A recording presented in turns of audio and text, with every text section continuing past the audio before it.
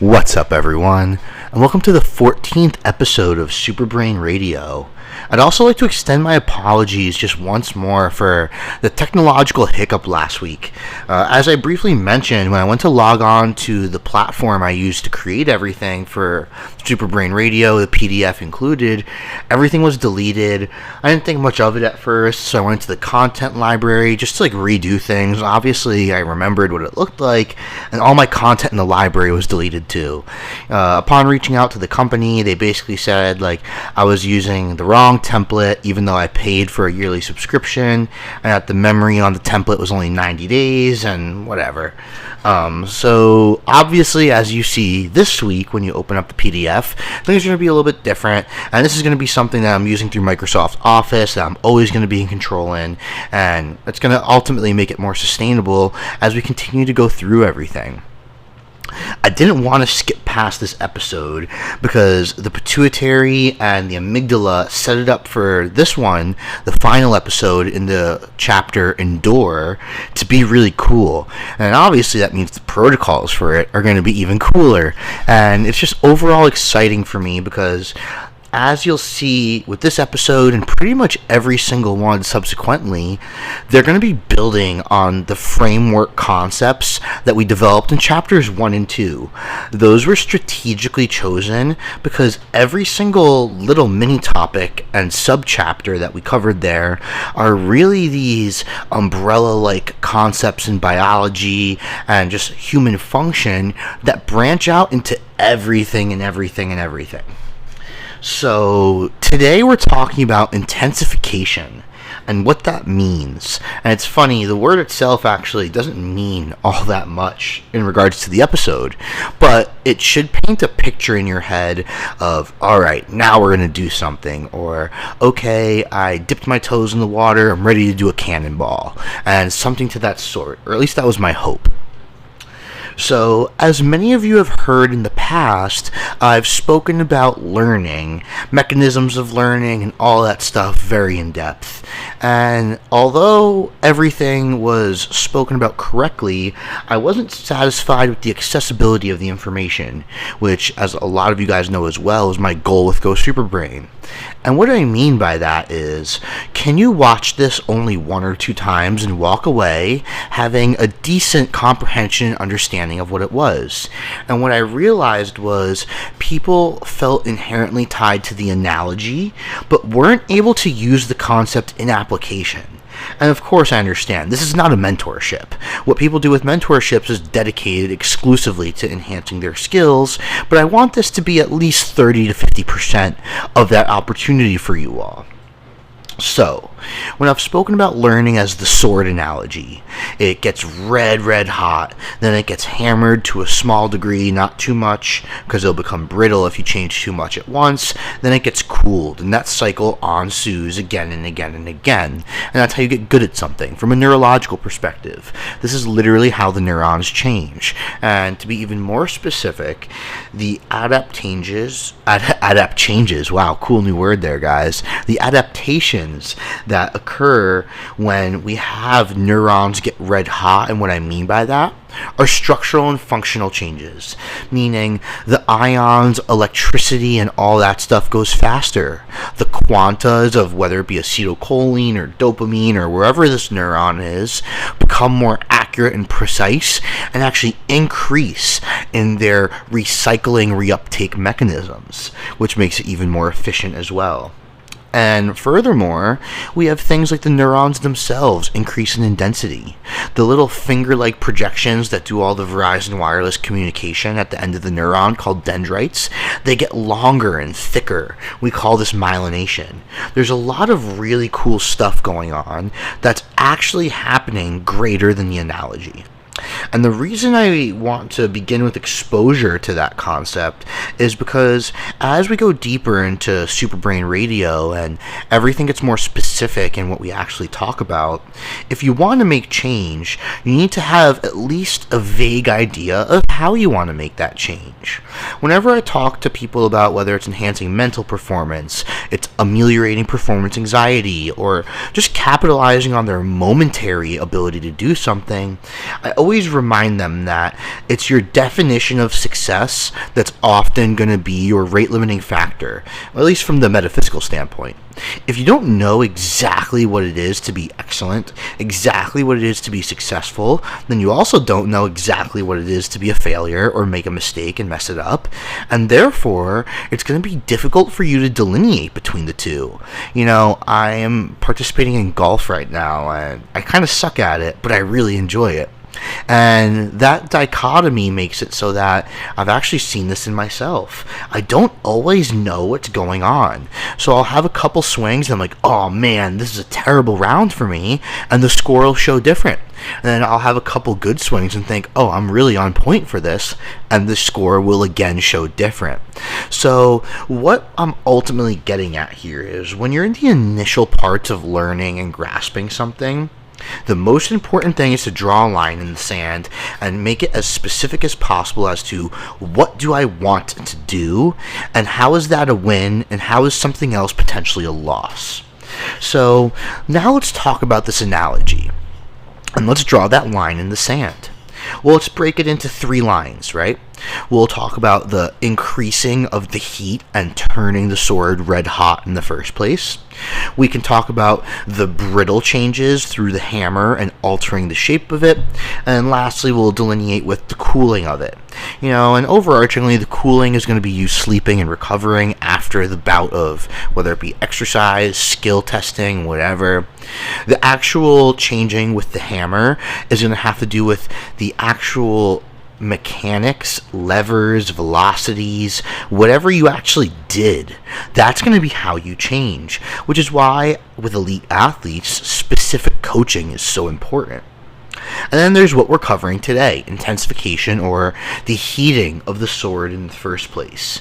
And this is arguably the most important, because if you don't get these neurons red hot, what we call long-term potentiation, you don't get the opportunity to make change. And this is something that personally resonates with me. If you don't get an opportunity, you can't showcase what you're capable of doing. So you may very well feel that you're the smartest in your field, or the strongest in the world, or this or that. But if you never get or put yourself in a place to get an opportunity to showcase it, it's in fact not true. So what we're setting up here is the stage for learning. And we're actually going to toss out the mechanisms of learning I've spoken about in the past, because we'll get to all that soon. But more importantly, let's have a clear idea of what exactly we're talking about today. And that is increasing long-term potentiation, or the opportunity to learn something. And what does that mean to you? So, what comes to mind and what seems to be the most prevalent factors in gaining an opportunity to make change to your brain are actually prerequisites.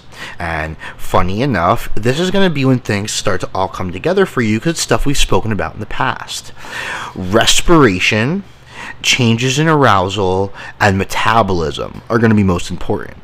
What I mean by that is there is an inherent cause and effect relationship between respiration, what's going on neurochemically in the brain, and what the brain does to perceive the information from the world around that. What I mean by that is we can just obviously assume hyperventilation, so has to do with being defensive, has to do with high energy expenditure and all that stuff, right? So logically, we're going to see hyperventilation secrete things like cortisol, secrete things like epinephrine and norepinephrine, things that make you faster, put blood or energy into your blood, and allow you to respond to the world around you, right? So, if you're hyperventilating in a relaxed state, that cause and effect relationship is not helping you. And what we need to remember about this cause and effect relationship is it does obviously go up and down. There are certainly times where you probably should be hyperventilating a little bit. The same way there are probably times where you should probably be doing the opposite, which may be respirating less than normal, which I guess would be hypoventilating, which no one talks about. But my point is, let's say you want to learn something that has to do with things that are exciting. Maybe you're going into a hyperventilatory state. You need to be in a hypoventilatory state just before that. If there is no change in information taken in by the brain about the world around it, you will not gain the opportunity to learn. Next is going to be this metabolic portion of it, and this information portion of it is going to be enhanced. So respiration we can call as being the first half of this information portion, and the second half of the information portion, which is obviously most important, is going to be the metabolic portion. Now, if we have an excess of energy in the blood that can't be handled correctly, meaning, let's say it's appropriate for you to eat something like, 2,000 calories a day, a very arbitrary number, but you have now consumed more than 60% of your energy in a single sitting. You more than likely don't have the enzymes, all the employees trained in your body to shuttle that energy around.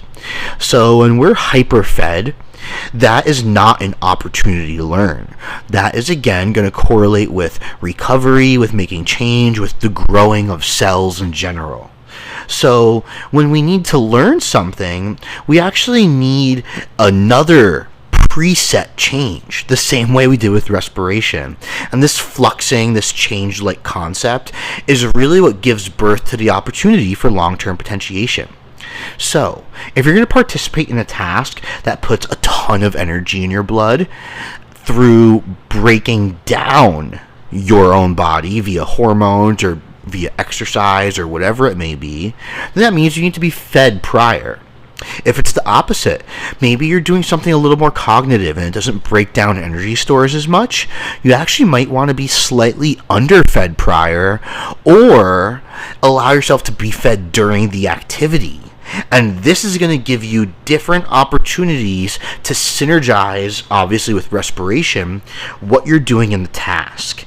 And if you can have a smooth transition from what's happening just before the task to starting the task, this is what is going to ultimately allow long-term potentiation to ensue. And this is why I term them as prerequisites. You can't get a proper learning-based long-term potentiation response without these flux-like phenomenons, without these synergies happening beforehand. The actual mechanisms that make long-term potentiation really, really cool are actually, pretty much the coolest part of learning when it comes to hormones. This is when we talk about derived nootropic factors. And what that means is a certain area of the brain or a certain cell in the brain is secreting a hormone that is actually turning on these neurons to be red hot and give birth to that opportunity, and immediately passes the baton to the hammer next, which is going to be the changing of things.